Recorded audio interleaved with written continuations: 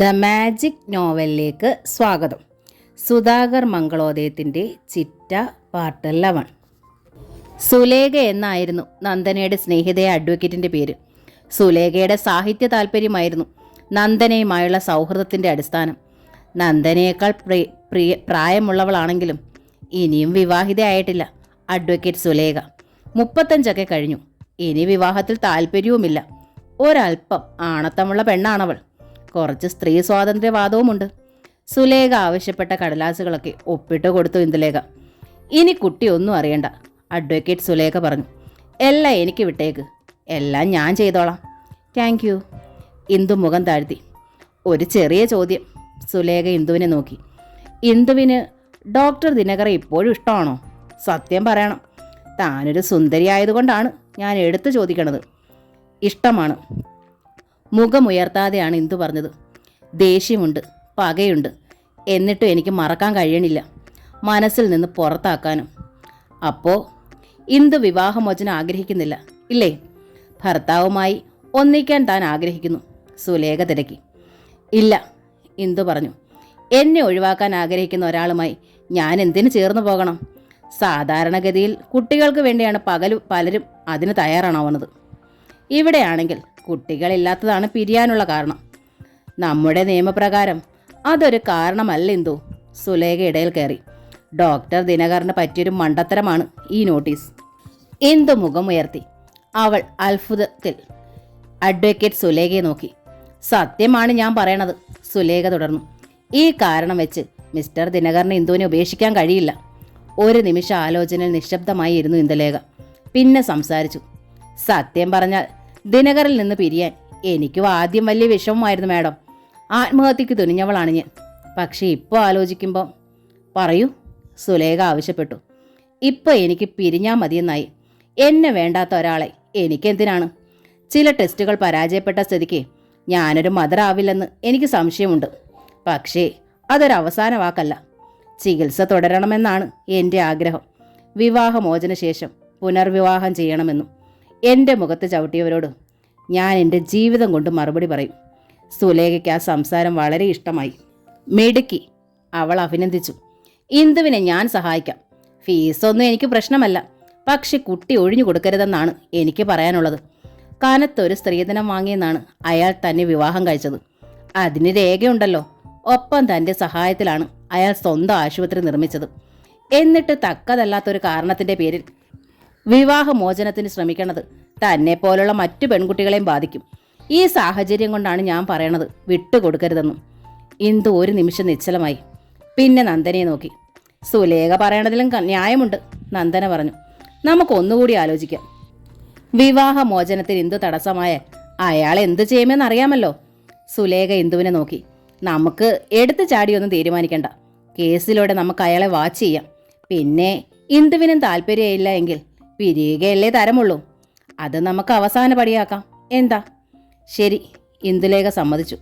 എന്നാൽ 2 ആഴ്ച കഴിഞ്ഞപ്പോൾ അഡ്വക്കേറ്റ് സുലേഖ വീണ്ടും ഒരു കൂടിക്കാഴ്ചയ്ക്കായി ഇന്ദുവിനെ വിളിച്ചു. നന്ദനയോടൊപ്പമാണ് അക്കുറി ഇന്ദു വന്നത്. ഡോക്ടർ ദിനകറുടെ അഡ്വക്കേറ്റ് ഞാൻ അറിയുന്ന ആളാണ്, അഡ്വക്കേറ്റ് തോമസ് ചെറിയൻ. ഇപ്പോൾ ദിനകർ വിവാഹമോചനത്തിന് ഇന്ദുവിൻ്റെ വന്ധ്യത മാത്രമല്ല കാരണമായി പറയണത്, താൻ അവിശ്വസ്തതയാണെന്നു കൂടിയാണ്. അയാളുടെ കൈവശം തെളിവുണ്ടത്രേ, സുലേഖ അറിയിച്ചു. ഇന്ദുലേഖ ശരിക്കും പകച്ചുപോയി. ഡോക്ടർ, ഇന്ദു വിഷമിക്കണ്ട, അഡ്വക്കേറ്റ് സുലേഖ പുഞ്ചിരിയോടെ ആശ്വസിപ്പിച്ചു. നമുക്ക് മുന്നോട്ട് തന്നെ പോകാം. ഡോക്ടർ ദിനകറുടെ കൈവശമുള്ള തെളിവുകൾ എന്തൊക്കെയാണെന്ന് അറിയാമല്ലോ. ഇന്ദു മുഖം കുനിച്ചു. സാരിത്തുമ്പ് കൊണ്ട് അവൾ നെറ്റിയിലെ വിയർപ്പ് നോപ്പി. നോക്കൂ, താൻ ഇങ്ങനെ നെർവസാവേണ്ട കാര്യമൊന്നുമില്ല, സുലേഖ തുടർന്നു. തനിക്കെതിരായ തെളിവുകളൊന്നും ഭർത്താവിൻ്റെ കൈവശം ഉണ്ടാകാൻ സാധ്യതയില്ലല്ലോ. പിന്നെന്താ പ്രശ്നം? കൃത്രിമമായ അയാൾ എന്തെങ്കിലും സൃഷ്ടിച്ചാൽ നമുക്കതിനെ ചോദ്യം ചെയ്യാനാവും. ഇന്ദുവിനറിയൂ, എനിക്ക് ഈ കേസിൽ പ്രത്യേക താല്പര്യമുണ്ട്. ഒരു ഡോക്ടർ ഇന്ദുലേഖയുടെ പ്രശ്നമായല്ല ഞാനിതിനെ കാണുന്നത്. സ്ത്രീക്കെതിരെയുള്ള പുരുഷൻ്റെ കടുത്ത മേധാവിത്വ വാഞ്ചയാണ്. ഇത് നമ്മൾ വിട്ടുകൊടുത്തുകൂടാ. ഇന്ദു തൻ്റെ ഇടമായി ചേർത്ത് നിൽക്കണം, ചേർത്ത് തോൽപ്പിക്കണം. നോ, അഡ്വക്കേറ്റ് സുലേഖയുടെ നേർക്ക് മുഖമുയർത്തി ഇന്ദു. ഒരു അഡ്വക്കേറ്റ് എന്ന നിലയ്ക്ക് നിയമയുദ്ധം സുലേഖയ്ക്കൊരു ഹരമായിരിക്കും. പക്ഷേ അഡ്വക്കേറ്റ്സ് അല്ലാത്തവർക്ക് അതൊട്ടും സുഖകരമായിരിക്കില്ല. മനോവേദന, അപമാനം, തീരാത്ത ഉത്കണ്ഠ. ഇതിലൂടെ മുന്നോട്ട് നീങ്ങുന്ന കക്ഷികളുടെ അവസ്ഥ ഒരഡ്വക്കേറ്റിനും പറഞ്ഞാൽ മനസ്സിലാവില്ല. നോക്ക്, എനിക്കാരെയും ജയിക്കണ്ട, മനസ്സമാധാനത്തോടെ ജീവിച്ചാൽ മതി. ഇന്ദുവിൻ്റെ ഒപ്പമുണ്ടായിരുന്ന നന്ദനയ്ക്ക് അത്ഭുതമായിരുന്നു. അവൾ ഇന്ദുവിനെ നോക്കി. ഇന്ദു എന്താണ് ഈ പറയുന്നത്? സുലേഖ അമ്പരപ്പ് പ്രകടമാക്കി. തന്നെ രക്ഷിക്കാനുള്ള ശ്രമത്തിലാണ് ഞാൻ. അതിനായി 3 രാത്രിയായി ഉറക്കമിളച്ച് ലോ ബുക്സ് പഠിക്കണം. ഭാര്യയെ ഉപേക്ഷിക്കാൻ വേണ്ടി അവളുടെ പരിശുദ്ധിയിലേക്ക് പോലും കരിവാരി എറിയാൻ ശ്രമിക്കുന്ന പുരുഷനെ നമ്മൾ വെറുതെ വിടണോ ഇന്ദു? തനിക്ക് ആ ദുഷ്ടന്റെ മുഖത്ത് കാർക്കിച്ചു തുപ്പണ്ടേ? വേണ്ട, ഉറച്ചതായിരുന്നു ഇന്ദുവിൻ്റെ സ്വരം. ആരുടെയും മുഖത്ത് കാർക്കിച്ചു തുപ്പാനായല്ല ഞാൻ ജനിച്ചത്. എനിക്ക് എൻ്റേതായൊരു ജീവിതമുണ്ട്. എനിക്ക് ഏറ്റവും വലുത് എൻ്റെ മനസമാധാനമാണ്.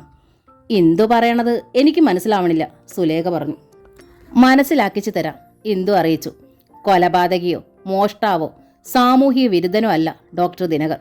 അങ്ങനെയായിരുന്നെങ്കിൽ അയാൾക്കെതിരെയുള്ള നിയമയുദ്ധത്തിൽ ഞാനും സഹകരിച്ചേനെ. ദിനകറിന് ആവശ്യം അയാളുടെ ജീവിതത്തിൽ നിന്ന് എന്നെ ഒഴിവാക്കുകയാണ്. അത് അയാളുടെ ഇഷ്ടം. അയാളുടെ ജീവിതത്തിൽ ബലമായി കടിച്ചു തൂങ്ങാൻ ഞാൻ ആഗ്രഹിക്കണില്ല. ഞാൻ അതിന് ശ്രമിക്കുമ്പോഴാണ് എന്നെ പറിച്ചെറിയാൻ വേണ്ടി അയാൾ ഇല്ലാത്ത കാരണങ്ങൾ സൃഷ്ടിക്കണത്. അങ്ങനെ അയാൾ ചെയ്യണതിന് പിന്നിലെ കാരണം എൻ്റെ പിടിവാശിയാണ്. ഞാൻ എന്തിനാ അയാളെ കൊണ്ട് തെറ്റ് ചെയ്യിക്കണത്? എന്നെ വേണ്ടാത്ത അയാളെ എനിക്കും വേണ്ട. അവിടെ പ്രശ്നം അവസാനിക്കുമല്ലോ, ഞങ്ങൾക്ക് പിരിയാമല്ലോ. സുലേഖയുടെ കണ്ണുകൾ വിടർന്നു. നന്ദന ഒരു പുഞ്ചിരി നുണഞ്ഞു. ദിനകറിൻ്റെ മനസ്സിൽ നിന്ന് ഞാൻ പുറത്തായതോടെ ഞങ്ങളുടെ ബന്ധം അവസാനിച്ചു, ഇന്ദു പറഞ്ഞു. ഒരിക്കൽ ഞാൻ പ്രാണനായി സ്നേഹിച്ചത് അയാളെ. അയാൾക്ക് വേണ്ടി ഞാൻ എനിക്കുള്ളതെല്ലാം എൻ്റെ വീട്ടിൽ നിന്ന് പിടിച്ചു വാങ്ങി. എൻ്റെ കുടുംബത്തെ ഞാൻ പലതരത്തിൽ ദ്രോഹിച്ചു. അതൊക്കെ ഓർത്ത് എനിക്കിപ്പോൾ തീരാത്ത കുറ്റബോധമുണ്ട്. ഒപ്പം അതിനെല്ലാം കാരണക്കാരനായവൻ എന്ന നിലയ്ക്ക് എൻ്റെ ഭർത്താവിനോട് എനിക്ക് വെറുപ്പുമാണ്. ഞാൻ അയാളെ വല്ലാതെ വെറുക്കുന്നു. പ്രത്യേകിച്ചും അയാൾക്ക് വേണ്ടി മാത്രം ജീവിച്ച എൻ്റെ പരിശുദ്ധിക്കെതിരെ തെളിവുകൾ ശേഖരിച്ചതോടെ എനിക്ക് അയാളെ വേണ്ട സുലേഖ. അതിനായി നിങ്ങൾ വെറുതെ ഊർജവും സമയവും കളയണ്ട, അത് വേസ്റ്റാണ്. സുലേഖ ചോദ്യഭാവത്തിൽ നന്ദനയെ നോക്കി. നന്ദനയുടെ മുഖത്ത് നിറഞ്ഞ പുഞ്ചിരിയായിരുന്നു. ഇന്ദു പറഞ്ഞതാണ് ശരി. ആദ്യം മുതലേ എൻ്റെ പക്ഷം അതാണ്. പിന്നെ സുലേഖ അല്പം ഹോപ്പ് തന്നതുകൊണ്ടാണ് ഞങ്ങൾ വീണ്ടും വന്നത്. അപ്പോൾ ഡോക്ടർ ദിനകർ വെറുതെ ജയിച്ചോട്ടെന്ന് അല്ലേ? ഇന്ദുവിൻ്റെ നേർക്ക് തിരിഞ്ഞു സുലേഖ. ജയിച്ചോട്ടെ, ഇന്ദു തല കുലുക്കി. I don't bother. ആരുടേതാണ് ജയമെന്ന് കാലമല്ലേ സുലേഖ തീരുമാനിക്കേണ്ടത്? നന്ദന ചോദിച്ചു. ഇന്ദുവിൻ്റെ വ്യക്തിത്വത്തിൽ ചെളിവാരി എറിയാൻ തോന്നിയുന്ന ദിനകറുമായി അവൾ ഇനി കോംപ്രമൈസ് ആയിട്ട് എന്താ? ഓക്കെ, സുലേഖ പിശുക്കിയാണ് പുഞ്ചിരിച്ചത്. നന്ദയോ അങ്ങനെയാണ് കരുതുന്നതെങ്കിൽ. അതോടെ നന്ദനയും ഇന്ദുലേഖ എഴുന്നേറ്റു. നന്ദനയുടെ കാറിലാണ് അവർ മടങ്ങിയത്. നന്ദന തന്നെയാണ് ഡ്രൈവ് ചെയ്തത്. അരികിൽ ഇന്ദുലേഖ. ഇന്ദുവിന് നന്ദന ഒരു ആശ്വാസമായി. നന്ദേട്ടത്തിയോട് അവൾക്ക് വല്ലാത്തൊരു മതിപ്പ് തോന്നിത്തുടങ്ങി. എനിക്കിനി അയാളെ വേണ്ട നന്ദേട്ടത്തി, ഇന്ദു പറഞ്ഞു. ജോലി ചെയ്ത് ഞാൻ അന്തസ്സായി ജീവിക്കും. പിന്നെ ദിനകർ പറയും പോലെ ഞാനൊരു വന്ധ്യയൊന്നുമല്ല. ട്രീറ്റ്മെൻറ്റ് തുടരാനാണ് എൻ്റെ ഉദ്ദേശം. ഞാൻ പുനർവിവാഹിതയായി പ്രസവിക്കും. അതെൻ്റെ വാശിയാണ്. എനിക്കത്ര പ്രായമൊന്നും ആയിട്ടില്ലല്ലോ. ശരിയാ ഇന്ദു നീ പറഞ്ഞത്. നന്ദന ഭർത്തൃ സഹോദരിയെ പ്രോത്സാഹിപ്പിച്ചു. നിന്റെ ഈ പോസിറ്റീവ് തിങ്കിങ് നിനക്ക് മുന്നോട്ട് പോകാനുള്ള കരുത്താവും. ഇന്ദുലേഖ വിവാഹമോചനത്തിനുള്ള സമ്മതം പ്രകടമാക്കിക്കൊണ്ട് ദിനകറിന് മറുപടി നൽകി. ദിനകറിൽ അത് അത്ഭുതമുണ്ടാക്കി. എപ്പോഴായാലും കരഞ്ഞു വിളിച്ച് ഇന്ദു തൻ്റെ കാൽക്കലെത്തുമെന്നായിരുന്നു അയാളുടെ പ്രതീക്ഷ. ഇന്ദുവിൻ്റെ ആത്മഹത്യാശ്രമവും അതിൽ നിന്നുള്ള അവളുടെ രക്ഷപ്പെടലും ദിനകർ അറിഞ്ഞിരുന്നു. അയാളുടെ പ്രൊഫഷനിൽ അത് വല്ലാത്ത മന്ദതയും സൃഷ്ടിച്ചിരുന്നു. അടുത്തറിയാവുന്നവർ ദിനകറിനെ ക്രൂരനും സ്വാർത്ഥനുമായി കരുതി. പേഷ്യൻസിനും അയാൾ മനുഷ്യത്വമില്ലാത്ത ഡോക്ടറാണെന്ന് തോന്നിത്തുടങ്ങി. എല്ലാറ്റിനുമുപരി ഭാഗ്യോദയത്തിൻ്റെ പോർച്ചിനോട് ചേർന്നുള്ള കൺസൾട്ടിംഗ് മുറിയുടെ വർക്കത്തും ഭാഗ്യവും സ്വന്തം ക്ലിനിക്കിൽ ദിനകറിന് അനുഭവപ്പെട്ടില്ല. വിവാഹമോചനത്തിന് സമ്മതം രേഖപ്പെടുത്തിക്കൊണ്ടുള്ള ഇന്ദുലേഖയുടെ മറുപടി കിട്ടിയ ദിവസം തന്നെ ദിനകറിൻ്റെ ക്ലിനിക്കിൽ ഒരു ദുരന്തമുണ്ടായി. പരിശീലന കുറവുള്ള പുതിയ നേഴ്സിൻ്റെ അശ്രദ്ധ മൂലം 1 വയസ്സിൽ താഴെയുള്ളൊരു കുഞ്ഞ് മൃതിയടഞ്ഞു. കുട്ടിയുടെ ആളുകൾ ക്ലിനിക്കിൻ്റെ ചില്ലു ജനാലകൾ അടിച്ചു തകർത്തു. ദിനകറിന് അത് വല്ലാത്ത ഷോക്കായി. ഒരു കുട്ടിയെ പ്രസവിക്കാൻ വൈകിയെങ്കിലും ഇന്ദുലേഖ ഭാഗ്യമുള്ള ഭാര്യയായിരുന്നെന്ന് ആദ്യമായി അയാൾക്ക് തോന്നി. ഇന്ദുവിനോടൊന്നിച്ചുള്ള കുറച്ച് നാളുകൾക്കിടയിൽ വീട്ടിൽ നിന്ന് യാതൊരു സഹായവും പറ്റാതെ തന്നെ ദിനകറിന് സ്വന്തം ക്ലിനിക് എന്ന സ്വപ്നം യാഥാർത്ഥ്യമാക്കാൻ കഴിഞ്ഞു. അതിനു പിന്നിൽ ഇന്ദുവിൻ്റെ ആത്മാർത്ഥമായ സഹായവും പിന്തുണയും ഉണ്ടായിരുന്നതാനും. സാധാരണ ഭാര്യമാർക്ക് ഭർത്തൃ കുടുംബത്തിലുള്ളതിനേക്കാളും താല്പര്യം സ്വന്തം കുടുംബത്തോടും കുടുംബാംഗങ്ങളോടുമായിരിക്കും. എന്നാൽ ഇന്ദു വ്യത്യസ്തയായിരുന്നു. അവൾ സ്വന്തം അമ്മയും ഏട്ടന്മാരെയും സ്നേഹിച്ചില്ലായിരുന്നു എന്ന് തോന്നിയിട്ടുണ്ട്. ഇന്ദുവിൻ്റെ മുഴുവൻ മനസ്സും ശ്രദ്ധയും തന്നിലായിരുന്നു, തന്നിൽ മാത്രമായിരുന്നു. മെഡിക്കൽ കോളേജിൽ വെച്ച് കണ്ടുമുട്ടിയ ശേഷം അവൾക്ക് ദിനകർ ഒരു ഭ്രാന്തായിരുന്നു. ദിനകറിന് അത് നന്നായി അറിയാമായിരുന്നു. അതുകൊണ്ട് തന്നെ ആ ഭ്രാന്തമായ സ്നേഹത്തിനയാൾ യാതൊരു വിലയും കൽപ്പിച്ചിരുന്നില്ല. വിവാഹമോചനത്തിനുള്ള സമ്മതം അറിയിച്ചുകൊണ്ടുള്ള ഇന്ദുവിൻ്റെ മറുപടി കിട്ടും വരെ ഇന്ദുവിന് എങ്ങനെ അത് കഴിഞ്ഞു എന്ന് ദിനകറിന് മനസ്സിലായില്ല. താൻ പിരിഞ്ഞാൽ ഒരു ജന്മം മുഴുവൻ അവൾ കരഞ്ഞു കഴിയുമെന്നാണ് ഓർത്തത്. ഇപ്പോഴത്തെ ഇന്ദുവിൻ്റെ നിലപാട് ദിനകറിനെ തീർത്തും ആശയക്കുഴപ്പത്തിലാക്കി. ഇന്ദു സമ്മതം രേഖപ്പെടുത്തിയ സ്ഥിതിക്ക് ഇനി പിന്മാറാനുമാവില്ലെന്ന് അയാൾക്കറിയാമായിരുന്നു. ഏതായാലും കോടതിയിൽ എത്തുന്നവരെ ദിവസങ്ങളുണ്ടല്ലോ എന്ന് ദിനകർ ആശ്വസിച്ചു. അതേസമയം ഇന്ദു നിറഞ്ഞ ധൈര്യത്തിലായിരുന്നു. സ്വന്തം ക്ലിനിക് എന്ന സ്വപ്നമൊന്നും അവൾക്കില്ലായിരുന്നു. പക്ഷേ ദിനകറിൻ്റെ മുമ്പിൽ ജീവിച്ചു കാണിച്ചു കൊടുക്കാൻ സ്വന്തം ഒരു നിലനിൽപ്പ് അത്യാവശ്യമാണെന്ന് ഇന്ദുവിന് അറിയാമായിരുന്നു. അവിടെയും നന്ദനയാണ് അവളുടെ സഹായത്തിനെത്തിയത്. നന്ദനയുടെ പ്രൊഫസറായ ശാരദാദേവിയുടെ ഭർത്താവ് ഡോക്ടറാണ്. അദ്ദേഹത്തിന് സ്വന്തം ആശുപത്രിയുണ്ട്. നന്ദനയുടെ നിർദ്ദേശത്തിൽ ഇന്ദുവിന് അവിടെ ജോലിയായി. പക്ഷേ ഹോസ്പിറ്റൽ ക്വാർട്ടേഴ്സിൽ താമസിക്കണം. ഇന്ദു പെട്ടികൾ പാക്ക് ചെയ്തപ്പോൾ ഭാഗ്യത്തിന് പരിഭ്രമമായി. പോയി വന്നൂടെ മോളെ? പറ്റില്ലമ്മേ, പറഞ്ഞത് നന്ദനയാണ്. ക്വാർട്ടേഴ്സിൽ ഉണ്ടാവണമെന്നത് നിർബന്ധമാണ്. അത്തരത്തിലൊരാളെയാണ് അവർക്കാവശ്യം. അതുകൊണ്ടാണ് ഇന്ദുവിനൊരവസരം നൽകിയതും. എനിക്ക് സമ്മതമാണമ്മേ, ഇന്ദു അറിയിച്ചു. ഇവിടെ നിന്ന് എനിക്കൊന്ന് രക്ഷപ്പെട്ടാൽ മതി. ഈ വീട്ടിൽ മൊത്തം ആ വൃത്തികെട്ട ഓർമ്മകളാണ്. വൃത്തികെട്ട ഓർമ്മകളോ? ഭാഗ്യത്തിന് മനസ്സിലായില്ല. അതെ, ഇന്ദുവിൻ്റെ മുഖം മുറുകി. ഒരു വൃത്തികെട്ട മനുഷ്യനോടൊപ്പം ജീവിച്ചതിൻ്റെ ഓർമ്മകൾ. എനിക്ക് രക്ഷപ്പെടണം. നിനക്ക് നിന്റെ കാര്യം മാത്രമല്ലേ ഉള്ളൂ എപ്പോഴും, ഭാഗ്യം പരിഭവിച്ചു. അല്ലാതെ ഞാൻ പിന്നെ ആരുടെ കാര്യം നോക്കണം അമ്മേ? ഇന്ദു ചോദിച്ചു. അമ്മയ്ക്ക് ഏട്ടന്മാരില്ലേ ഇവിടെ? എനിക്കിവിടെ ആരുണ്ട്? ഭാഗ്യത്തിന് മറുപടി ഉണ്ടായില്ല. ഇന്ദു പോയാലും 2 ആൺമക്കൾ തനിക്കുണ്ടെന്ന് ഭാഗ്യത്തിന് അറിയാം. പക്ഷെ അവരുമായി ഭാഗ്യത്തിന് ഒരടുപ്പവും ഉണ്ടായിരുന്നില്ല. അവർക്ക് എല്ലാം തൻ്റെ മകളായിരുന്നു. മകൾക്ക് വേണ്ടി ആൺമക്കളെ ദ്രോഹിക്കാൻ പോലും തയ്യാറായവളാണ് ഭാഗ്യം. അതുകൊണ്ട് ഇന്ദു വിരിഞ്ഞാൽ തൻ്റെ ശക്തി ചോരുന്നത് പോലെയാണ് അവർക്ക് തോന്നുക. ദേവനായിരുന്നു അനുസരണയുള്ള മകൻ. പക്ഷേ അവനിപ്പോൾ നന്ദനയുടെ ചൊൽപ്പടിയിലായിരിക്കുന്നു. രാജു എപ്പോഴേ അഭിരാമിയുടെ അടിമയായി കഴിഞ്ഞു. ആ സ്ഥിതിക്ക് ആൺമക്കളെ കൊണ്ട് എന്താണ് തനിക്ക് പ്രയോജനം? അവരുടെ ഭാര്യമാർ അതിലപ്പുറം. നന്ദന നല്ല കുട്ടി നടിക്കാൻ മിടുക്കിയാണ്. പാലും തേനും ചാലിച്ചേ വർത്തമാനം പറയൂ. പക്ഷെ തീരുമാനം എന്തും അവളുടെ ഇഷ്ടത്തിനും. അഭിരാമി ഭാഗ്യത്തിന് കണ്ണെടുത്താൽ കണ്ടൂടാ. ഈയിടെയായി അവൾ അല്പം ഒതുങ്ങിയിട്ടുണ്ടെങ്കിലും ഒരിക്കൽ ആരായിരുന്നു? ദേവൻ്റെയും രാജുവിൻ്റെയും ഇന്ദുവിൻ്റെ അച്ഛൻ വാങ്ങിവെച്ച പല ഗ്രഹോപകരണങ്ങളും ഭ്രാന്തിളകി തല്ലി ഉടച്ചിട്ടവളാണ് ആ ഭദ്രകാളി. അതൊക്കെ ഓർമ്മ വരുമ്പോൾ അഭിരാമിയുടെ മുഖത്ത് നോക്കാൻ പോലും ഭാഗ്യത്തിന് ഈർഷ്യ തോന്നും. ഞാൻ ഇറങ്ങട്ടെ അമ്മേ? ഇന്ദു ഭാഗ്യത്തോട് യാത്ര ചോദിച്ചു. അഭിരാമിയോട് യാത്ര പറയണില്ലേ ഇന്ദു? നന്ദനെ അന്വേഷിച്ചു. ഇന്ദുവിൻ്റെ ചുണ്ടുകളൊന്നു കൂടി. അത് വേണോ എന്ന ഭാവത്തിൽ നന്ദനെ ഒന്ന് നോക്കുകയും ചെയ്തു അവൾ. എന്തിനാ മോളെ അത്? ഭാഗ്യം നന്ദനയോട് തിരക്കി. നിന്നെപ്പോലെയൊന്നും അല്ലവൾ. പിന്നെന്തിനാ അങ്ങോട്ട് കയറി ചെന്ന് സ്നേഹം കാണിക്കണത്? അങ്ങനെയൊന്നും ചിന്തിക്കണ്ട. നന്ദനയുടെ സ്വരം ഉറച്ചു. അഭിയോടും കൂടി പറഞ്ഞിട്ട് പോയാൽ മതി. ഞാനും അവളും തമ്മിൽ ഇവിടെ ഒരു വ്യത്യാസവുമില്ല. ഇന്ദുവിനെ തോൽക്കേണ്ടി വന്നു. അവൾ അഭിരാമിയുടെ അരികിൽ ചെന്ന് നിർവികാരമായി അറിയിച്ചു, ഞാൻ പുറപ്പെടുക. പിന്നെ വെട്ടിത്തിരിഞ്ഞു നടന്നു. ബെസ്റ്റ് ഓഫ് ലക്ക്, അഭിരാമി പിന്നിൽ നിന്ന് ആശംസിച്ചു. ഇന്ദു തൻ്റെ അടുത്ത് വന്നതിന് പിന്നിൽ നന്ദേട്ടത്തെയാണെന്ന് അവൾക്ക് അറിയാമായിരുന്നു. പണത്തിൻ്റെയും സ്വാധീനത്തിൻ്റെയും വിനയമാണ് അതെന്ന് അഭിരാമിക്ക് അറിയാമായിരുന്നു. അതുകൊണ്ട് അവൾക്ക് അല്പവും വിഷമം തോന്നിയില്ല. ഇന്ദു പോയതോടെ ഭാഗ്യം നന്ദനയുമായി കൂടുതലൊട്ടി. ആകമേ കാലുഷ്യമുണ്ടെങ്കിലും അതവൾ അല്പം പോലും പുറമേ കാണിച്ചില്ല. നന്ദനയോടുള്ള സ്നേഹം കാട്ടാൻ ഭാഗ്യം തരം കിട്ടുമ്പോഴെല്ലാം അഭിരാമിയെ കുറ്റപ്പെടുത്തും. മുകളിലെ മുറിയിൽ അടയിരിക്കുക അവൾ, അമ്മ മഹാറാണി. നോക്കമ്മേ, ക്ഷമ കെട്ട നന്ദന ഭാഗ്യത്തെ ഉപദേശിച്ചു. അഭിരാമിയെ കുറ്റപ്പെടുത്തി പറഞ്ഞാൽ അതെനിക്ക് ഇഷ്ടാവുമെന്ന് കരുതണ്ടാന്ന് മുമ്പേ ഞാൻ സൂചിപ്പിച്ചിട്ടുണ്ട്. പിന്നെന്തിനാ വീണ്ടും വീണ്ടും? ഭാഗ്യത്തിൻ്റെ മുഖം മഞ്ഞച്ചുപോയി. ദമയന്തിയും കൃഷ്ണമ്മയെ അത് കേട്ട് ചിരിക്കുക കൂടി ചെയ്തപ്പോൾ അവരുടെ മുഴുവൻ പകയും നന്ദനയോടായി. ഒരു ദിവസം ദേവനെ തനിച്ച് കിട്ടിയപ്പോൾ ഭാഗ്യം തന്ത്രപൂർവ്വം അരികിലെത്തി. ഇന്ദു ജോലിസ്ഥലത്തേക്ക് താമസം മാറ്റിയതോടെ AC ഉണ്ടെന്ന സൗകര്യത്തിൽ ദേവനും നന്ദയും മുകളിലെ മുറിയിലാക്കിയിരുന്നു കിടപ്പ്. ഗർഭിണിയായ നന്ദ സ്റ്റെയർ കേസ് കയറി ഇറങ്ങണമെന്ന് ശല്യമല്ലെന്ന ഭാഗ്യത്തിൻ്റെ ഉപദേശം അവർ രണ്ടാളും പുല്ലുപോലെ അവഗണിക്കുകയും ചെയ്തു. കോളേജിൽ ഏതോ സെമിനാർ നടന്നിരുന്ന നന്ദന അന്ന് നേരത്തെ വീട്ടിൽ നിന്ന് ഇറങ്ങിയിരുന്നു. ദേവൻ ഒരു ഗ്ലാസ് ചായയും എടുത്തുകൊണ്ടാണ് ഭാഗ്യം മുകളിലേക്ക് ചെന്നത്. എൻ്റെ മോനോട് അമ്മയ്ക്കൊരു കാര്യം പറയാനുണ്ട്. ടെക്സ്റ്റൈൽ ഷോപ്പിലേക്ക് പുറപ്പെടാൻ കണ്ണാടിക്ക് മുമ്പിൽ റെഡി ആയിക്കൊണ്ടിരുന്ന മകൻ്റെ കയ്യിൽ ചായക്കപ്പ് പിടിപ്പിച്ചുകൊണ്ട് അവർ അറിയിച്ചു. എന്താമ്മേ? ദേവൻ അത്ഭുതമായി. അഭിരാമിയുടെ വീട്ടുകാർ രാജുവിനോട് കാണിച്ച അതേ ചതി തന്നെയാണല്ലോടാ നിന്റെ ഭാര്യ വീട്ടുകാർ കാണിച്ചതും. ദേവന് മനസ്സിലായില്ല. അഭിരാമിയുടെ അച്ഛൻ കടക്കണിയിലായിരുന്നു എന്ന് സമാധാനിക്കാം. പക്ഷേ ഈ രാമുണ്ണി മാഷോ? പണത്തിൻ്റെ പുറത്തല്ലേ അയാൾ കിടക്കണത്. എന്നിട്ട് എനിക്ക് വല്ല പ്രയോജനമുണ്ടോ? രാവിലെ കെട്ടി ഒരുങ്ങി ജൗളിക്കടയിലേക്ക് എഴുന്നള്ളണുണ്ടല്ലോ. എന്നിട്ട് അതുപോലും നിന്റെ പേരിൽ എഴുതി തന്നില്ലല്ലോ. ദേവൻ അത് കേട്ട് വെറുതെ ഒന്ന് ചിരിച്ചതേ ഉള്ളൂ. അതോടെ ഭാഗ്യലക്ഷ്മിയുടെ മുഖം ഒന്നുകൂടി കടുത്തു. നീ ചിരിച്ച് രസിച്ച് നടന്നു. ഭർത്താവ് ഉദ്യോഗസ്ഥൻ. അമ്മ തന്നെയല്ലേ നിർബന്ധിച്ച് എന്നെ ഈ ഉദ്യോഗത്തിനയച്ചത്?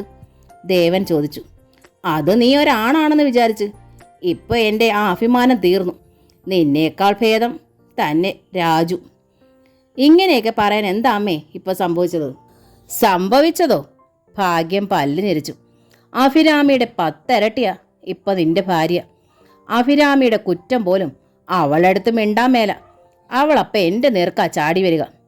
എന്തിനാമേ വല്ലവരുടെയൊക്കെ കുറ്റം പറയണത്? ദേവൻ ആരാഞ്ഞു. അമ്മയ്ക്ക് അമ്മയുടെ കാര്യം നോക്കി ജീവിച്ചൂടെ? ഇതെൻ്റെ വീടാ. ഭാഗ്യം പറഞ്ഞു. തീറവകാശം ആരുടെ പേരിലായാലും എൻ്റെ അച്ഛൻ എനിക്കായി പണിയിച്ചു തന്ന വീട്. ഇവിടെ ഞാൻ എൻ്റെ കാര്യം മാത്രം നോക്കിയാൽ മതിയോ? എൻ്റെ ഭർത്താവിൻ്റെയും മക്കളുടെയും കാര്യങ്ങൾ നോക്കാനുള്ള അധികാരവും എനിക്കാ. അത് ഞാൻ വന്ന പെണ്ണുങ്ങൾക്ക് തീറെഴുതി കൊടുത്തിട്ടില്ല. അമ്മ ഇതൊക്കെ എത്ര വട്ടം ആവർത്തിച്ചിട്ടുള്ളതാ. എന്തിനാ ഈ പഴയ പല്ലവി തന്നെ എപ്പോഴും പാടണത്? നോക്ക്. ഭാഗ്യം ദേവന്റെ നേർക്ക് കൈ ചൂണ്ടി. നിന്റെ ഭാര്യ വലിയ പണക്കാരിയായിരിക്കാം. പക്ഷേ അവളുടെ ഇവിടേക്ക് ഒരു മൊട്ടുസൂചി പോലും കൊണ്ടുവന്നിട്ടില്ല. ആ സ്ഥിതിക്ക് ഈ വീട്ടിൽ അവൾക്ക് യാതൊരു അവകാശവുമില്ല. അങ്ങനെയുള്ളവൾ എന്നെ ഉപദേശിക്കാൻ വരരുത്. അവൾക്ക് എവിടെ സുഖം പോരെങ്കിൽ അവൾ അവളുടെ വീട്ടിലേക്ക് പൊയ്ക്കോട്ടെ. ആ വയസ്സിൽ വേലക്കാരിയും കൊണ്ടുപോയിക്കോട്ടെ. അടുക്കളയ്ക്കുള്ളിൽ നാമജവ ഏതു നേരം. സ്വൈര്യക്കേട്. ദേവൻ അമ്മയെ നോക്കി ഹൃദ്യമായി പുഞ്ചിരിച്ചു. നല്ല കാര്യം. നന്ദ അവിടെ ചെന്ന് നിൽക്കണമെന്നാ ഏതു നേരവും അച്ഛൻ്റെ പറച്ചിൽ. എന്നെ ഓർത്താണ് അവൾ ഇവിടെ നിൽക്കണത്.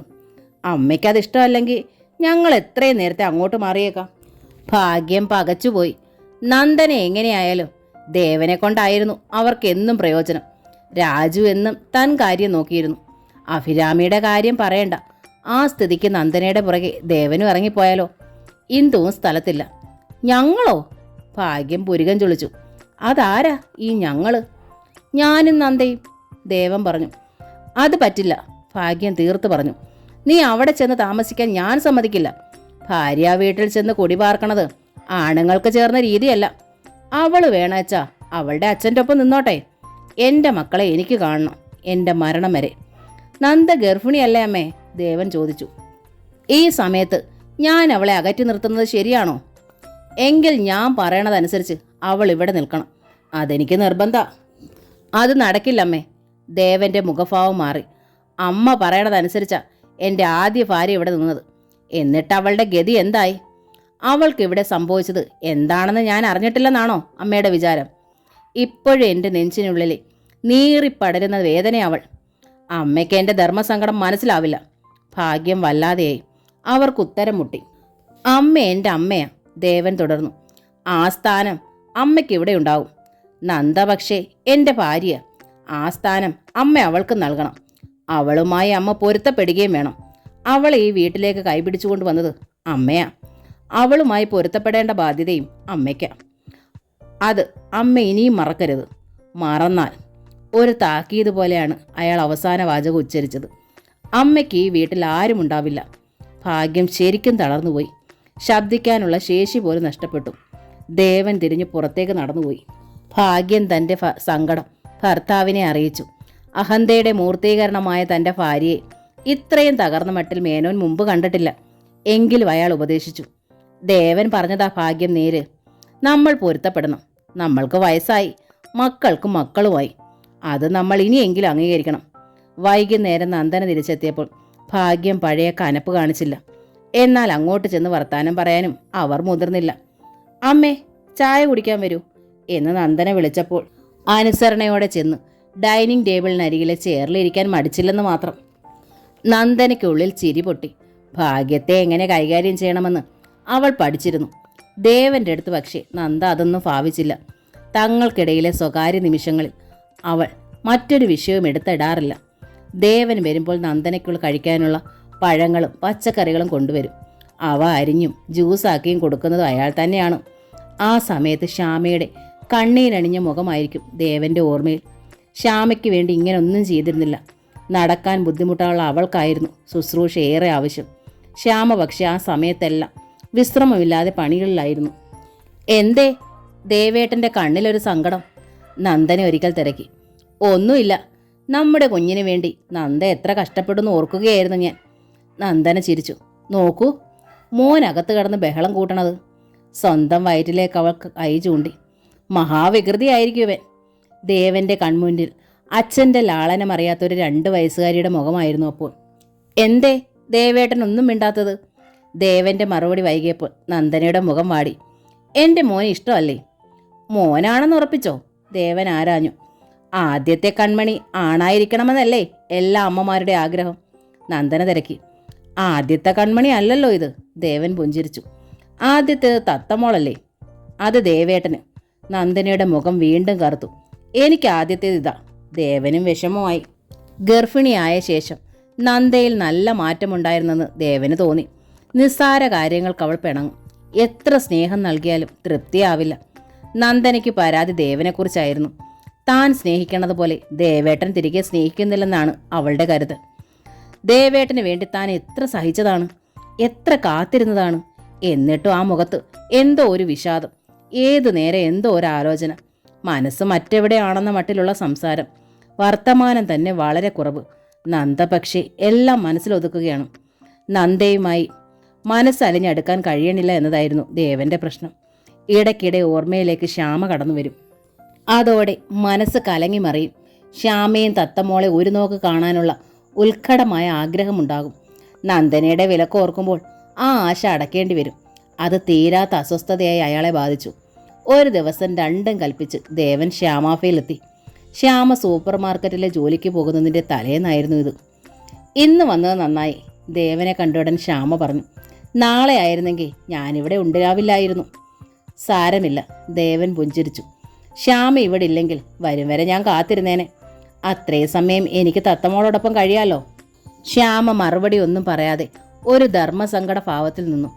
കൂടെ കൂടെ ഇവിടേക്ക് വരണ്ടാന്ന് സൂചിപ്പിച്ചിട്ടുണ്ടെങ്കിലും എനിക്ക് ശ്യാമയെ മോളെ കാണാതിരിക്കാൻ കഴിയണില്ല. ദേവന്റെ തൊണ്ടയിടറി. എന്നെ തെറ്റിദ്ധരിക്കരുത്. ശ്യാമയുടെ കണ്ണുകൾ തുളുമ്പി. ചുണ്ട് കടിച്ചമർത്തി അവൾ സങ്കടം നിയന്ത്രിച്ചു. ശ്യാമ വിഷമിക്കേണ്ട, ദേവൻ പറഞ്ഞു. ഇപ്പം ഞാൻ വന്നത് ശ്യാമയുടെയും തത്തമ്മളുടെ ഒരു ഫോട്ടോ വേണ്ടിയിട്ടാ. ഞാൻ തന്നെ എടുത്തോളാം. പോക്കറ്റിലിട്ട് നടക്കാനാ. മോഹം തോന്നുമ്പോൾ കാണാൻ. കൂടെ കൂടെ വന്ന് ശ്യാമയെ വിഷമിപ്പിക്കണ്ടല്ലോ എന്ന് വെച്ചാ നന്ദനയ്ക്കും വിഷമം ഉണ്ടാകില്ലല്ലോ. ശ്യാമ സങ്കടം അമർത്താനാവാതെ വിങ്ങി. ദേവൻ അടുത്ത് ചെന്ന് അവളുടെ ചുമലിൽ കൈവച്ചു. ഒരന്യൻ തൊട്ടതുപോലെ ശ്യാമ തെന്നി പിന്നോട്ട് മാറി. എന്താ ശ്യാമ, എന്നോട് അത്രയ്ക്ക് വെറുപ്പായോ? അങ്ങനെ പറയരുത്. യാചനാഭാവത്തിൽ ശ്യാമ തൊഴുതു. ദേവേട്ടൻ ഇപ്പോൾ നന്ദയുടേതാണ്. ഞാനത് മനസ്സിലാക്കണം. ദേവേട്ടനും. മറുപടി പറയാതെ ദേവൻ ഒരു നിമിഷം ശ്യാമയെ നോക്കി നിന്നു. പിന്നെ തിരിഞ്ഞ് കാറിനടുത്തേക്ക് നടന്നു. ക്യാമറയുമായാണ് ആൾ തിരിച്ചു വന്നത്.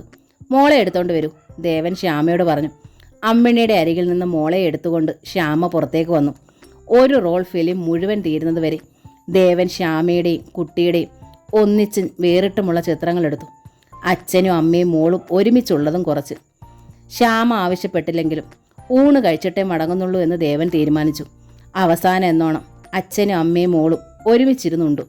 നിലവിളക്ക് കത്തിച്ചു വയ്ക്കൂ, ദേവൻ ആവശ്യപ്പെട്ടു. അച്ഛനെ കിട്ടാത്തത് കൊണ്ട് എൻ്റെ മോളുടെ ചോറൂണ് നടത്തിയില്ലാന്ന് അമ്മ ഒരിക്കൽ പറഞ്ഞില്ലേ? ഞാനിപ്പോൾ എൻ്റെ തങ്കത്തിന് ചോറ് കൊടുക്കാൻ പോവാ. ശ്യാമ നിലവിളക്ക് കത്തിച്ചു വെച്ചു. ഉരുള ഉരുട്ടി ദേവൻ മോളുടെ വായിൽ വെച്ചു കൊടുത്തു. ആ കവിളിൽ തുരുതുരെ ഉമ്മ നൽകി. സന്തോഷമായാണ് ദേവൻ മടങ്ങിയത്. എങ്കിലും വല്ലാത്തൊരു സങ്കടം ശ്യാമയുടെ ഉള്ളുലച്ചു. തീരെ നിവൃത്തിയില്ലാതെ വരുമ്പോഴേ ഇനി ശല്യപ്പെടുത്തു. കാറിൽ കയറുമ്പോൾ ദേവൻ പറഞ്ഞു. ശ്യാമയ്ക്കത് സഹിക്കാനായില്ല. ജീവനുപരി സ്നേഹിക്കുന്ന ആളെ മനഃപൂർവ്വം അകറ്റി നിർത്തേണ്ടി വരുന്നതിൻ്റെ വേദനയാണ് അവൾ പേറിയത്. ശ്യാമയുടെയും തത്തമോളുടെയും ഫോട്ടോഗ്രാഫുകൾ കൊണ്ട് ദേവൻ ഒരു കൊച്ചു ആൽബം ഉണ്ടാക്കി. അത് അയാൾ തൻ്റെ കാറിനുള്ളിൽ രഹസ്യമായി സൂക്ഷിച്ചു. നന്ദനയോട് അന്ന് അയാൾ പതിവില്ലാതെ സ്നേഹാധിക്യം കാണിച്ചു. തമാശകൾ പറഞ്ഞു ചിരിച്ചു. എന്തു പറ്റി ഇന്ന്? നന്ദ അതിശയം പ്രകടമാക്കി. വിശേഷിച്ച് എന്തെങ്കിലും സംഭവിച്ചോ? ഇല്ല, പക്ഷേ എൻ്റെ നന്ദനയോടുള്ള പെരുമാറ്റം കുറച്ചുകൂടി ബെറ്റർ ആക്കണമെന്ന് എനിക്ക് തോന്നി. നിസ്സാര കാര്യങ്ങൾക്ക് മൂഡ് ഔട്ട് ആവണ തരമാണല്ലോ ഞാൻ.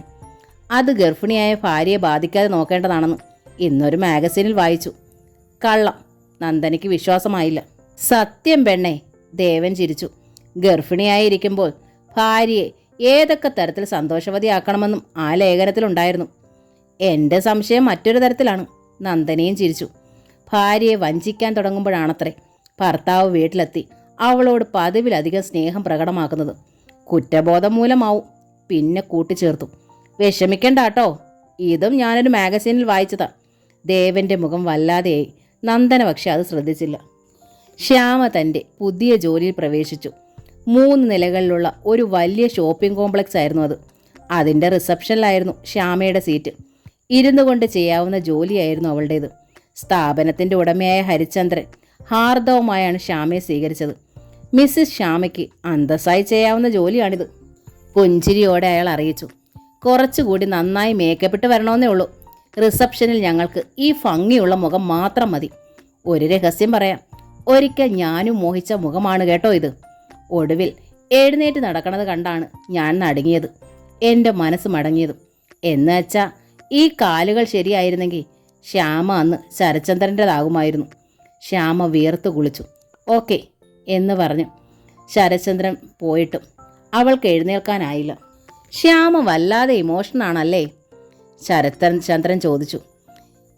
ഇതുപോലെ എന്തെങ്കിലും തരത്തിലുള്ള ഡീമെറിറ്റ്സ് ഉള്ളവരെല്ലാം ഇങ്ങനെയാണ്. പെട്ടെന്ന് അപ്സെറ്റ് ആവും, ഫീൽ ചെയ്യും, സിക്കാകുകയും ചെയ്യും. അത് ശരിയല്ല. തുറന്ന മനസ്സോടെ തന്നെ മറ്റുള്ളവരെ മനസ്സിലാക്കാൻ കഴിഞ്ഞാൽ ശ്യാമയുടെ പ്രശ്നം ഒരു പ്രശ്നമേ അല്ല. സിനിമയിലൊക്കെ ശ്രദ്ധിച്ചിട്ടില്ലേ? കുള്ളന്മാരും വിരൂപരും തടിയന്മാരുമെല്ലാം അതിൻ്റെ പേരിൽ ശ്രദ്ധിക്കപ്പെടുന്നതും കേമന്മാരാവുന്നതും സ്വന്തം വൈകല്യത്തെ ഒരു യോഗ്യതയാണ് അവർ കാണുന്നത്. ഇവിടെ ഇപ്പോൾ ശ്യാമയ്ക്ക് അപൂർവ സുന്ദരമായൊരു മുഖവും നല്ല ശബ്ദവും ഭംഗിയായ ഉച്ചാരണവുമുണ്ട്. ഇത്രയും മതി ഇവിടുത്തെ ജോലിക്ക്. തനിക്ക് ഞാൻ നല്ല ശമ്പളം തരും, ആവശ്യമെങ്കിൽ താമസിക്കാൻ ക്വാർട്ടേഴ്സും. ഒരു നിമിഷം കൂടി ശ്യാമ അതേപടി ഇരുന്നു. എത്ര ആലോചിച്ചിട്ടും ശരചന്ദ്രൻ എന്ന ഈ മനുഷ്യനെ മുമ്പ് കണ്ടതായി ഓർമ്മ വന്നതേയില്ല. ദേവേട്ടൻ്റെ അനിയൻ രാജു തന്നെ കണ്ടതും ഇതേപോലെയാണല്ലോ. പക്ഷേ ശരചന്ദ്രൻ യാതൊരു കുറ്റബോധമോ ജാളിയമോ കൂടാതെ എല്ലാം തുറന്നു പറഞ്ഞിരിക്കുന്നു. ആദ്യം ഒരല്പം വിഷമം അനുഭവപ്പെട്ടെങ്കിലും ഒരു നല്ല വ്യക്തിയുടേതായ ഉപദേശങ്ങളാണ് അയാളിൽ നിന്നുണ്ടായതെന്ന് ശ്യാമ തിരിച്ചറിഞ്ഞു. ശ്യാമ എന്താണ് ഒന്നും മിണ്ടാത്തത്? ശരചന്ദ്രൻ ചോദിച്ചു. ഈ ജോലി ബുദ്ധിമുട്ടായി തനിക്ക് തോന്നുന്നുണ്ടോ? ഇല്ല സാർ, ശ്യാമ പുഞ്ചിരിച്ചു. സാർ പറഞ്ഞതൊക്കെ നല്ല കാര്യങ്ങളാണ്, എനിക്കത് മനസ്സിലാവണുണ്ട്. Thank you. ശരചന്ദ്രൻ പുഞ്ചിരിച്ചു. ഇന്ന് തന്നെ ശ്യാമ ജോയിൻ ചെയ്യുന്നോ അതോ നാളെയോ? ഇന്ന് എനിക്ക് അസൗകര്യമൊന്നുമില്ല സാർ. എങ്കിൽ ശ്യാമ കുറച്ച് നല്ല ഡ്രസ്സുകൾ വാങ്ങേണ്ടിയിരിക്കുന്നു. അതിനായി ഞങ്ങൾ കുറച്ച് രൂപ അഡ്വാൻസ് തരാം. മാനേജറുടെ അടുത്തുനിന്ന് കുട്ടി വാങ്ങിച്ചോളൂ. ഒന്നുകൂടി. ശരചന്ദ്രൻ പുഞ്ചിരിച്ചു. സാരി മാത്രമല്ല ശ്യാമയ്ക്ക് ചേരുക, ചുരിദാറും ലാച്ചയും അടക്കം തനിക്ക് വിരോധമില്ലാത്ത മോഡേൺ ഡ്രസ്സസ് എന്തുമാകാം. ടൗണിലെ ഒരു ഷോപ്പാണിത്. സോഫിസ്റ്റിക്കേറ്റഡ് ആയ ആളുകളാണ് വരുന്നവരിൽ അധികവും. ആധുനിക വസ്ത്രങ്ങൾ ധരിച്ചാൽ സ്ത്രീകൾ ചീത്തയാകുമെന്ന വിശ്വാസമൊന്നും ശ്യാമയ്ക്കില്ലല്ലോ, ഇല്ലേ? ശ്യാമ മറുപടി പറഞ്ഞില്ല. എനിവേ, എണ്ണ കിനിയുന്ന മുടിയും മുഖവും ഒന്നും ഈ ജോലിയിൽ അത്ര അട്രാക്റ്റീവ് ആയിരിക്കില്ലെന്നാണ് എൻ്റെ വിചാരം. ശരചന്ദ്രൻ പറഞ്ഞു. ഞാൻ ശ്രമിക്കാം സാർ. ശ്യാമ എഴുന്നേറ്റു. ഗുഡ്. ശരചന്ദ്രൻ തലകുലുക്കി. ജോലിയും ജോലി സ്ഥലവും ഒന്ന് പരിചയപ്പെടുക മാത്രമേ ശ്യാമ അന്ന് ചെയ്തുള്ളൂ. മാനേജറിൽ നിന്ന് അഡ്വാൻസ് വാങ്ങി പുറത്തിറങ്ങിയ ശ്യാമയ്ക്ക് ശരചന്ദ്രൻ അക്കൗണ്ടൻ്റായ മാലിനിയെ പരിചയപ്പെടുത്തി കൊടുത്തു. സാമാന്യ ഫാഷണബിളായ ഒരു പ്രൗഢിയായിരുന്നു മാലിനി. ശ്യാമ ഇന്ന് കുറച്ച് ഡ്രസ്സുകൾ എടുക്കണുണ്ട്. മാലിനി ശ്യാമയൊന്ന് സഹായിക്കണം. ആ കുട്ടിക്ക് ഇവിടുത്തെ ഷോപ്പുകളൊന്നും അത്ര പരിചയമുണ്ടാവില്ല. ശരചന്ദ്രൻ മാലിനിക്ക് നിർദ്ദേശം നൽകി. ശ്യാമയ്ക്ക് നല്ല പരിഭ്രമം ഉണ്ടായിരുന്നു. അച്ഛൻ നഷ്ടമായ ശേഷം ജീവിതത്തിൽ എന്ത് തീരുമാനം എടുത്തിട്ടുള്ളതും അമ്മയോടും ഹേമയോടും ചോദിച്ചിട്ടാണ്. ഈ ജോലി സ്വീകരിക്കണമോ എന്ന് ഹേമയുമായി ഒന്ന് ആലോചിക്കാൻ ശ്യാമയ്ക്ക് ആഗ്രഹമുണ്ടായിരുന്നു. പക്ഷേ ശരചന്ദ്രൻ എന്ന MD പ്രേരണ മൂലം അഡ്വാൻസ് വാങ്ങിപ്പോയി. മാലിനിയുടെ നിർബന്ധത്തിൽ ആ പണത്തിന് ഡ്രസ്സുകളും തിരഞ്ഞെടുത്തു. അധികം വിലയില്ലാത്തതെങ്കിലും ഉടുത്താൽ ഭംഗി തോന്നിക്കുന്ന 3 സാരികൾ, അല്പം വില കൂടുതലുള്ള 2 ചുരിദാറുകൾ. ജോലി റിസപ്ഷനിലായതുകൊണ്ടും ശ്യാമയ്ക്ക് ചേരുന്നത് സാരി തന്നെയാണ് കേട്ടോ, മാലിനി പറഞ്ഞു. ഹാൻഡിക്യാപ്ഡ് ആയ ഒരാൾ മോഡേൺ വേഷമിട്ട് നടന്നാൽ ആളുകൾ പരിഹസിക്കാനാണ് സാധ്യത. ശ്യാമ ഒന്ന് ചുളിഞ്ഞു. MD നിർബന്ധിച്ചത് കൊണ്ട് മാത്രം. ബസ്സിൽ യാത്ര ചെയ്യാൻ എളുപ്പവും ചുരിദാറാണല്ലോ. MDക്ക് ശ്യാമയോട് എന്തോ പ്രത്യേക താല്പര്യമുണ്ടെന്ന് തോന്നണു. മാലിന്യ കുസൃതിയിൽ ശ്യാമയെ നോക്കി. ഹാൻഡിക്യാപ്ഡായ എന്നോട് എന്ത് താല്പര്യം തോന്നാനാ?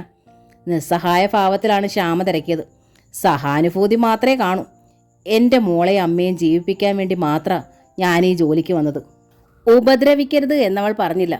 പക്ഷേ അങ്ങനെ ഒരു അപേക്ഷ മുഖത്തുണ്ടായിരുന്നു. മാലിനിക്കത് മനസ്സിലായി എന്ന് തോന്നുന്നു. ശ്യാമ വീട്ടിലെത്തിയപ്പോൾ ഹേമയോ സുധീന്ദ്രനോ വന്നിരുന്നില്ല. അമ്മിണിയാണെങ്കിൽ പുതിയ ജോലിയെക്കുറിച്ച് ഒന്നും അവളോട് ചോദിച്ചതുമില്ല. സന്ധ്യയോടെയാണ് ഹേമ എത്തിയത്. അവളുടെ മുഖം വല്ലാതെയിരുന്നു.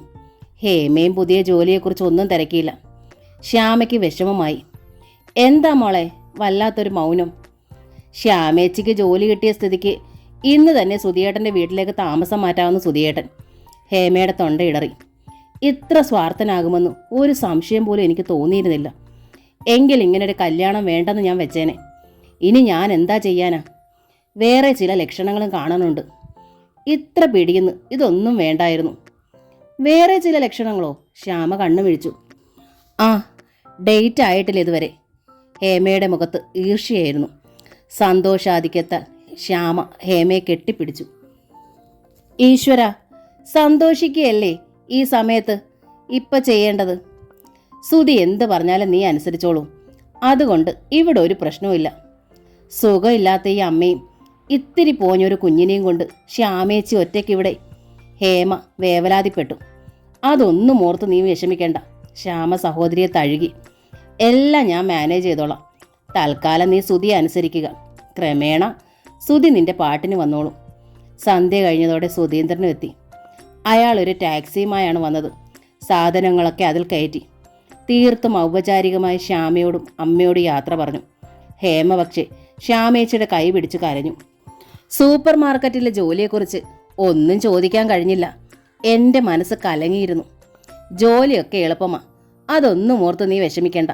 അവിടെ ചെന്ന് എല്ലാവരുമായി സന്തോഷത്തോടെ കഴിഞ്ഞാൽ മതി. ഗേറ്റിൽ നിന്ന് ടാക്സി അകന്നപ്പോൾ ശ്യാമയുടെ നിയന്ത്രണം തകർന്നു. അവൾ ഏങ്ങലടിച്ച് കരഞ്ഞു. എന്തിനാ മോളെ കരയണത്? അമ്മിണി ചോദിച്ചു. അവൻ കാര്യം നോക്കിയാണെങ്കിലും കൊള്ളരാത്തനൊന്നും അല്ല സുധീന്ദ്രൻ. അതല്ലമ്മേ. ശ്യാമ മുഖം തുടച്ചു. നമ്മളിവിടെ തനിച്ചായില്ലേ? എന്തിനും അവൾക്കായിരുന്നു തൻ്റെ ഇടം. ഞാനൊന്നും തനിച്ച് ചെയ്തിട്ടില്ല. ഇനി ചെയ്യണം, അമ്മിണി പറഞ്ഞു. ഒരു കാല് പാടില്ലാത്തവളല്ലേ നീ? അപ്പോൾ നിനക്കാ മനത്തൻ്റെ ഇടം കൂടുതലുണ്ടാവേണ്ടത്. ഈ കുഞ്ഞിനെ ഒരു കരക്കെത്തേണ്ട കടമയും നിനക്കല്ലേ? അമ്മ ഇനി അധിക കാലം ഉണ്ടാവില്ല. അന്യനെ ആശ്രയിക്കാതെ നീ ജീവിക്കണം. ഈശ്വരനുണ്ടാവും നിന്റെ കൂടെ. മറ്റാരെയും ഇനി കൂട്ടിന് പ്രതീക്ഷിക്കണ്ട. അമ്മേ. ശ്യാമ അമ്മിണിയുടെ ചുമലിലേക്ക് വീണു. അവർ മകളെ താങ്ങിപ്പിടിച്ചു. അമ്മ നൽകിയ കരുത്തോടെയാണ് പിറ്റേന്ന് സാൻഡ്വിച്ചസ് എന്ന ഷോപ്പിംഗ് സെൻറ്ററിലേക്ക് ശ്യാമ പോയത്. അവൾ പ്രതീക്ഷിച്ചതിൽ എളുപ്പമായിരുന്നു ജോലി. സഹപ്രവർത്തകരുടെ നല്ല സഹകരണം. ഒരാഴ്ചയ്ക്കുള്ളിൽ 2 തവണ മാത്രമേ അവൾക്ക് അയാളെ കാണാൻ കിട്ടുകയുള്ളൂ. എങ്ങനെയുണ്ട് ജോലി? ഒരിക്കൽ ചോദിച്ചു. അടുത്ത തവണ പുഞ്ചിരിയോടെ നടന്നു പോയതേ ഉള്ളൂ. ശ്യാമയുടെ ആത്മധൈര്യം വർദ്ധിച്ചു. അതിനിടയിൽ സാൻഡ്വിച്ചസിലേക്ക് ദേവൻ്റെ ഒരു കോൾ വന്നു. പുതിയ സ്ഥലത്ത് പ്രശ്നങ്ങൾ എന്തെങ്കിലും? ഒന്നുമില്ല, ശ്യാമയെ അറിയിച്ചു. എനിക്കിവിടെ സുഖമാണ്. എന്നെ ഓർത്ത് ഒട്ടും വിഷമിക്കേണ്ട. എത്രയും വേഗം സംഭാഷണം അവസാനിപ്പിക്കാൻ വേണ്ടി തിടുക്കപ്പെട്ടാണ് അവൾ പറഞ്ഞത്. അത് മനസ്സിലാക്കി ദേവൻ ഫോൺ വെച്ചു. ഗർഭക്ലേശങ്ങൾ ഇടയ്ക്കിടെ ശല്യപ്പെടുത്താറുണ്ടെങ്കിലും നന്ദനി ഏറെക്കുറെ സന്തോഷവതിയായിരുന്നു. ഇന്ദുലേഖ വീട്ടിലില്ലാത്തതുകൊണ്ട് ഭാഗ്യം. ആവുന്നത്ര നന്ദനിയുമായി പൊരുത്തപ്പെട്ട് നീങ്ങി. രാജു ആണെങ്കിൽ രാവിലെ ജോലിക്ക് പോയാൽ രാത്രി വൈകിയാണ് എത്തുക. എത്തിയാലും അയാൾ ഏറെ നേരവും കിടക്കറയിൽ തന്നെയാണ് കഴിയുക, അഭിരാമിയോടൊപ്പം. കുറേ നാളായി ആ വീട്ടിൽ അങ്ങനെ ഒരു വ്യക്തി ഉള്ളതായി പോലും അറിയാത്ത വിധമായിരുന്നു അഭിരാമിയുടെ ജീവിതവും. ഭാഗ്യത്തിൻ്റെ കുറുമ്പുകളോ കുത്തുവാക്കുകളോ അവൾ ശ്രദ്ധിക്കാറേയില്ല. ഇവൾക്ക് എന്തു പറ്റി? വല്ല സൂക്കേടുമാണോ എന്നായി ഭാഗ്യത്തിൻ്റെ സംശയം. കുട്ടികൾ ഉണ്ടാകേണ്ട പ്രായത്തിൽ കുട്ടികൾ ഉണ്ടാകാതിരുന്നാൽ ഇങ്ങനെയായിരിക്കും. അത് കേട്ടു നിന്ന കൃഷ്ണമ്മയ്ക്ക് ഈർഷ്യ വന്നു. കുട്ടികൾ ഉണ്ടാവുന്നത് ആ കുട്ടിയുടെ കുറ്റമല്ലല്ലോ, അവർ ചോദിച്ചു.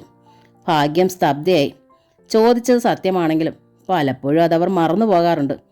എരുതിയിൽ എണ്ണ ഒഴുകുകയല്ല ഒരു നല്ല അമ്മയുടെ കടമ, കൃഷ്ണമ്മ തുടർന്നു. പനിനീര് തളിച്ച് കെടുത്താൻ നോക്കുകയാ. അത് ഞാൻ നോക്കിക്കൊള്ളാം എന്ന് പറയാൻ ആഞ്ഞതാണ് ഭാഗ്യം. അപ്പോഴേക്ക് നന്ദന രംഗത്തേക്ക് വന്നതിൽ അവർ അത് വിഴുങ്ങി. ഒരു ഞായറാഴ്ച സന്ധ്യ. വീട്ടിലെല്ലാവരും ഉണ്ടായിരുന്നു. കോളിംഗ് ബെല്ലിൻ്റെ ശബ്ദം കേട്ട് ഭാഗ്യമാണ് ചെന്ന് വാതിൽ തുറന്നത്. സിറ്റ് ഔട്ടിൽ സുമുഖനും പരിഷ്കാരിയുമായൊരു ചെറുപ്പക്കാരൻ. സൂക്ഷിച്ചു നോക്കിയിട്ടും ഭാഗ്യത്തിന് അത് ആരാണെന്ന് മനസ്സിലായില്ല. ചെറുപ്പക്കാരൻ്റെ പിന്നിലായി പോർച്ചിൽ ഒരു പുതിയ കാറും കിടന്നിരുന്നു. ഏതോ നല്ല കുടുംബത്തിലെ പയ്യനാണെന്ന് ഉറപ്പ്. തൻ്റെ ബന്ധത്തിൽ ഇങ്ങനെ ഒരു കുട്ടി ഏതാണെന്ന് ഭാഗ്യം മനസ്സിൽ തെരഞ്ഞത്. കുട്ടികളെല്ലാം പെട്ടെന്നാണ് വലുതാവുന്നത്, രൂപമാറ്റം വരണതും. മോനേതാ ആലോചിച്ചിട്ട് ഒരു പിടിയും കിട്ടാഞ്ഞപ്പോൾ ഭാഗ്യം സൗമ്യമായി അന്വേഷിച്ചു. പൂനെയിൽ നിന്നാ ചെറുപ്പക്കാരൻ്റെ മുഴങ്ങുന്ന സ്വരം. പൂനെയിൽ തനിക്ക് ബന്ധുക്കളാരുമില്ലല്ലോ എന്നാണ് ഭാഗ്യം ചിന്തിച്ചത്. അതോടെ അവരുടെ മുഖത്ത് ഗൗരവം വന്നു. എന്താ പേര്? കിഷോർ. ചെറുപ്പക്കാരൻ പുഞ്ചിരിച്ചു. പെട്ടെന്നാണ് ഒരു മിന്നൽ പിണർ പോലെ അഭിരാമി മുമ്പ് താമസിച്ചിരുന്ന പൂനെയിലായിരുന്നല്ലോ എന്ന ഭാഗ്യത്തിന് ഓർമ്മ വന്നത്. ആ മുഖം വല്ലാതെ ഇരുണ്ടു. ഇറങ്ങിപ്പോകാൻ പറഞ്ഞാലോ എന്ന് പോലും അവർ ചിന്തിച്ചു. അപ്പോഴേക്കും ദേവകുമാരൻ വാതിൽ കടന്ന് പുറത്തെത്തി. ആരാണ്? അമ്മയെ നോക്കിയ ശേഷം ദേവൻ ചെറുപ്പക്കാരനോട് തിരക്കി. കിഷോർ. ചെറുപ്പക്കാരൻ അറിയിച്ചു. ഞാൻ അലോകയുടെ അഭിരാമിയുടെ ക്ലാസ്മേറ്റാണ്. അഭിരാമി ഇപ്പോൾ ഈ വീട്ടിലാണെന്ന് അവളുടെ പേരൻസ് പറഞ്ഞു. അതുകൊണ്ടാ ഇവിടേക്ക് വന്നത്. എനിക്ക് ആലുവിനെ ഒന്ന് കാണണം. ആലുവോ? ഭാഗ്യ അത്ഭുതത്തിൽ വായ തുറന്നു. സോറി. കിഷോർ വീണ്ടും ക്ഷമാപണം ചെയ്തു. കോളേജിൽ ആലുവെന്നാണ് അലോകയെ വിളിച്ചിരുന്നത്. അതുകൊണ്ടാ നാവിൽ അറിയാതെ വന്നത്. എനിക്ക് അഭിരാമിയോട് 2 വാക്ക് സംസാരിക്കണം, അത്രേ ഉള്ളൂ. ഈശ്വര, ഒരു പെണ്ണിന് എത്ര പേരാ! സാമൂഹിക വിരുദ്ധന്മാരാ നിമിഷം തോറും പേര് മാറ്റുന്നതെന്ന് കേട്ടിട്ടുണ്ട്. ദേവനെ ഒന്ന് നോക്കിയിട്ട് ഭാഗ്യം മൂക്കിൽ വെള്ളി ചേർത്തു. ഇത് അഭിരാമിയുടെ ഭർത്താവിൻ്റെ വീടാ, ദേവൻ പറഞ്ഞു. ഞാൻ അവളുടെ ഭർത്താവിനെ വിളിക്കാം. അയാൾ തിരിഞ്ഞ് അകത്തേക്ക് നടന്നു. പുറകെ ഭാഗ്യവും പോന്നു. അവനെ വിളിച്ച് കാണിച്ചു കൊടുക്ക്, ഭാഗ്യം ദേവനോട് പറഞ്ഞു. ഞാൻ വിചാരിച്ചത് സ്വന്തത്തിൽപ്പെട്ട വല്ല പയ്യനുമായിരിക്കുമെന്നാ. ഇതിപ്പോൾ ക്ലാസ്മേറ്റ് ആണത്രേ. ക്ലാസ്മേറ്റിന് എന്തിനാ ഇത്രയും കാലം കഴിഞ്ഞ് തിരക്കി വരണത്? രാജുവിന് കുട്ടികളുണ്ടാവില്ലെന്ന് മനസ്സിലാക്കി അവൾ ഇവനെ വിളിച്ചു വരുത്തിയതായിരിക്കും ഇവൻ്റെ ഒപ്പം ഇറങ്ങിപ്പോകാൻ. വൃത്തികെട്ട ജന്തു. എൻ്റെ ഈശ്വര, ഈ വീട്ടിൽ ഇങ്ങനെയൊക്കെ സംഭവിച്ചല്ലോ. പേര് കേട്ടൊരു തറവാടായത്. ദേവൻ തിരിഞ്ഞു നിന്ന് രൂക്ഷമായി അമ്മയുടെ നേർക്ക് കൈ ചൂണ്ടി. അമ്മ ആവശ്യമില്ലാതെ വർത്തമാനം പറയരുത്. അമ്മയോട് ഞാനിത് പല കുറി ആവശ്യപ്പെട്ടിട്ടുള്ളതാ. അമ്മയെ നിയന്ത്രിക്കണം. വാക്കുകളെക്കാളും സ്വരത്തെക്കാളും കർക്കശമായിരുന്നു ആ മുഖം. ഭാഗ്യത്തിൻ്റെ നാവ് തളർന്നു. ദേവൻ ചെന്ന് രാജുവിനെ വിളിച്ചു കൊണ്ടുവന്നു. രാജു കിഷോറിൻ്റെ അരികിലെത്തി. അയാളുടെ കൈ പിടിച്ചു. ഒന്നും ചോദിക്കാതെ തന്നെ രാജു കിഷോറിനെ മുകളിലേക്ക് ക്ഷണിച്ചു. വരൂ, മുകളിലാണ് ഞങ്ങളുടെ മുറി. അഭിരാമി അലോക മുകളിലുണ്ട്. വന്ന ചെറുപ്പക്കാരനെയും കൊണ്ട് രാജു സ്റ്റെയർ കേസ് കയറുന്നത് കണ്ട് ഭാഗ്യം നെഞ്ചിൽ കൈവച്ചു. ഇവന് ഭ്രാന്താണോ ഈ അച്ചിക്കോന്തന്? ദേവൻ തിരിഞ്ഞ് അമ്മയെ നോക്കി. ഭാഗ്യം വീണ്ടും നിശബ്ദയായി. എങ്കിലും ദേവനും നന്ദനയ്ക്കും ഭാസ്കരമേനോനും എല്ലാം വല്ലാത്ത അന്താളിപ്പുണ്ടായിരുന്നു. മുകളിലെ മുറിയുടെ വാതിക്കലെത്തിയ രാജു അകത്തേക്ക് നോക്കി അറിയിച്ചു. അഫി, തനിക്കൊരു വിസിറ്ററുണ്ട്. ആകാംക്ഷ കത്തുന്ന മുഖത്തോടെയാണ് അഭിരാമി വാതിക്കലേക്ക് വന്നത്. വാതിലിന് പുറത്ത് രാജുവിൻ്റെ അരികിൽ നിൽക്കുന്ന ആളെ കണ്ടതും അവളുടെ മുഖത്ത് വല്ലാത്തൊരു ഞെട്ടലുണ്ടായി. അഭിരാമിയെ കണ്ട് കിഷോറിൻ്റെ മുഖം ഒന്ന് വിളറി. എങ്കിലും അയാൾ പുഞ്ചിരിയിൽ അത് മായ്ച്ചു. അകത്തിരുന്ന് സംസാരിക്കുന്നോ അതോ? രാജു അഭിരാമിയും കിഷോറിനെ നോക്കി. വേണമെങ്കിൽ പാരപ്പറ്റിലിരിക്കാം, അവിടെ ചെയേഴ്സ് ഇട്ടിട്ടുണ്ട്. ആ വശത്തേക്ക് നടക്കാൻ അയാൾ തിരിഞ്ഞു. ഇരിക്കേണ്ട മിസ്റ്റർ രാജ്കുമാർ. നിന്നോണ്ടൊരു വാക്ക്, കിഷോർ അറിയിച്ചു. താങ്കളൊപ്പം ഉണ്ടാവുകയും വേണം. താങ്കൾ അറിയാത്തതായെന്നും എനിക്ക് ആലുവിനോട് പറയാനില്ല. രാജു അത്ഭുതത്തിൽ കിഷോറിനെ നോക്കി. എൻ്റെ പേരറിയാമായിരുന്നോ? ആലുവിൻ്റെ അച്ഛനാണ് പറഞ്ഞു തന്നത്. അവിടെ ചെന്നപ്പോഴാണ് ആലു മാരീഡാണെന്നുള്ള കാര്യം പോലും എനിക്ക് മനസ്സിലായത്. ഏതായാലും കിഷോർ ഇരിക്കൂ. അകത്ത് നിന്നൊരു ചെയറെടുത്ത് അഭിരാമി വാതുക്കലിട്ടു.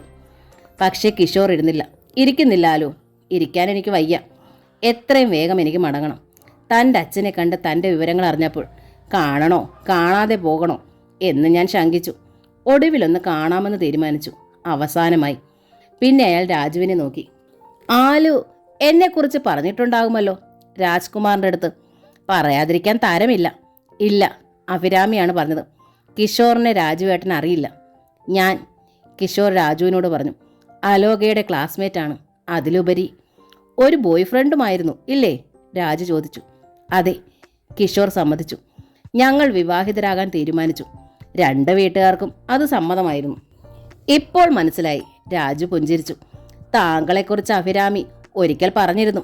പേരോർക്കുന്നില്ല, എങ്കിലും ഇങ്ങനെ ഒരു കൂട്ടുകാരൻ്റെ ചിത്രം എൻ്റെ ഉള്ളിൽ പതിഞ്ഞിരുന്നു. മനസ്സിലാക്കാൻ ബുദ്ധിമുട്ടുള്ള വിധം കുരുക്കുകളുള്ള ഒരു കഥയായിരുന്നു അത്. അഫി താങ്കളെ കൊലപ്പെടുത്തിയെന്നാണ് അന്ന് പറഞ്ഞത്. ഇല്ല, കിഷോർ ഇടയിൽ വന്നു. അഭിരാമി എന്ന അലോക നായർ കൊല ചെയ്തിട്ടില്ല. രാജുവിൻ്റെ കണ്ണുകളിൽ ഒരു ഞെട്ടൽ പ്രകടമായി. അഭിരാമി മുഖം കുനിക്കുകയും ചെയ്തു. ചിറ്റ എന്ന നോവലിൻ്റെ ഈ ഭാഗം ഇവിടെ പൂർണ്ണമാവുകയാണ്. അടുത്ത ഭാഗം ഉടൻ തന്നെ അപ്ലോഡ് ചെയ്യുന്നതായിരിക്കും. Thank you.